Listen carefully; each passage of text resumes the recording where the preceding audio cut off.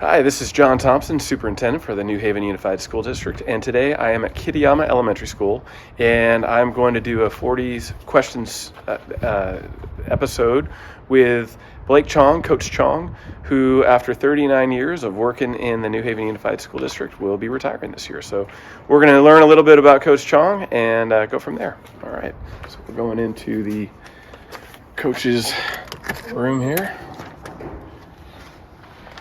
Morning, Coach. Good morning. How are things? I'm good. All right. Things are great. Thanks for coming. That's not one of our questions, by the way. So, all right. Well, I had shared with so far that you have been in our district for 39 years, and this is it. You're calling it quits.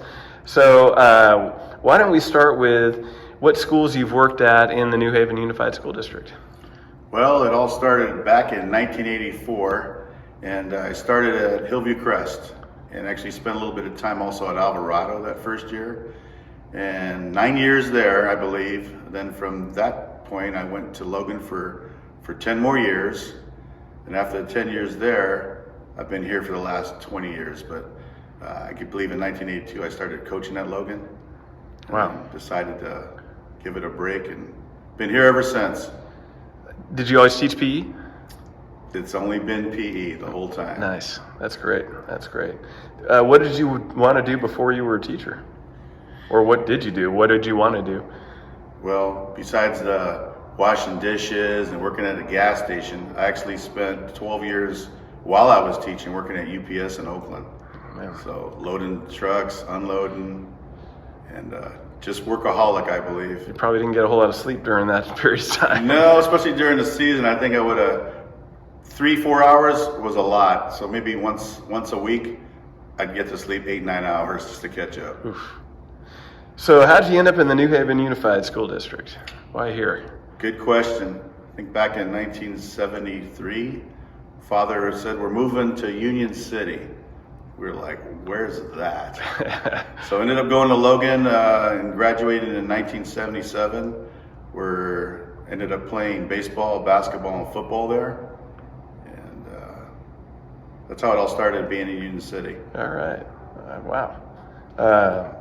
Great. So everybody calls you Coach. I'm assuming you probably did some coaching. Where'd you pick up that nickname, and what did you coach?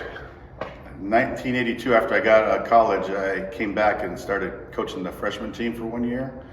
And after that, I think I spent 9 years coaching JV. Basketball, football? Yeah, all basketball. And I was the head coach for the last 10. But I think by coaching, they always call you Coach. I do have a first name, it's Blake, but I hardly ever hear it called. I never hear anybody use that name. Well, I actually had to look it up too because I've always known you as Coach. That's been it. So you think I should know it. All right. So when you were growing up as a kid, what did you want to be? Did you always want to be a PE teacher? No, I think like most kids, I probably want to be a police officer, but kind of glad I went into coaching. Yeah. Once I knew I wanted to coach, taking PE classes at Chabot and then Cal State, actually Stanislaus, where I ended up getting my bachelor's degree, then come back to Cal State Hayward and went into the teaching credential program. And 39 years later, here you are. 39 years later, here I am. That's crazy. Old dinosaur, ready to give it well, to some younger guy. You don't look like an old dinosaur. It looks like you could go out and give our young ones a run for their money. All right, what's the best part about being a teacher? You know, when you asked me that question, I started thinking about it. For me, the best thing about being a teacher is giving kids the confidence to try what they're not comfortable doing, or the fear of getting made fun of. I think I try my best to make kids understand that everybody's not going to be an athlete. And I think I've done my job where the kids feel comfortable and they love coming to PE, knowing that they don't have to be the perfect athlete or good at something. And by practicing, they could be pretty good at things. And I'm happy that I see kids do that, just watching them go out in the playground and trying things that we've practiced with them. And that's the reward of making kids feel comfortable and wanting to come to school. You won't have to worry about bells for too much longer, but no. but when I hear that bell, I know I wouldn't have to put the whistle in my mouth anymore. There you go. Well, just exercise is such an important part of being healthy throughout life. So teaching kids not to be afraid of it, and that's something that might be, you could argue that's the most valuable life skill they could have, really. So anyway, that's great. So how about the most difficult part about being a teacher? The most difficult part is when you got 5 to 10 kids in a class that struggle and they need that one-on-one and there's only you. Right. Trying to mix that into teaching is probably the most difficult. The one good thing that when you team teach with another person, which I do, it gives me that leeway to go and work with that kid individually while the other coach is running the class. So for me, that's beneficial because kids need that one-on-one, and it gives me a chance to develop that relationship with that kid to where they feel more comfortable with you and will do the things that they normally wouldn't do without that connection. Wow, that's great. All right, so let's move on to retirement. What are you thinking? What are your plans for retirement? I'm gonna look forward to not getting in that car and driving an hour and a half, 2 hours, sometimes 3 to work every day. And you're putting gas in that car every 3-4 days. You're coming from? I'm coming from Tracy. Tracy, yeah, that's a difficult commute. That is the beast of a traffic commute. Yeah.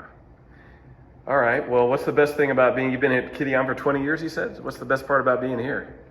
Kids are great in this community. The school district as a whole has been really good, but when I first came here 20 years ago and had the opportunity to either come here or Cedar Chavez, principal told me, Coach, you're gonna have to teach keyboarding. I don't have a full-time job. Oh. I told her, I said, you know what, I could teach keyboarding, but I'm a PE guy, I need to be outdoors. So when I walked the campus and saw the kids on the playground on their field day, I just knew that the environment and just the community was gonna be the one that was gonna be for me. So I'm glad I made that choice. Great. All right, well, we're in your coaching room right now. Why don't we take a walk and you can show me where the magic has been happening for the last 20 years? How All about we do right, that? sounds good. I'm going to ask you some questions along the way as we're walking. So we call it the rapid fire part of it. Get your, don't need your whistle, huh? No, that's good. No. Yeah, not for this. All right, we're walking out of the coaching office and we're going to go out to the yard with the kids. All right, so as we're walking along here, Pete's or Starbucks? Starbucks. All right. Chinese food or Mexican food?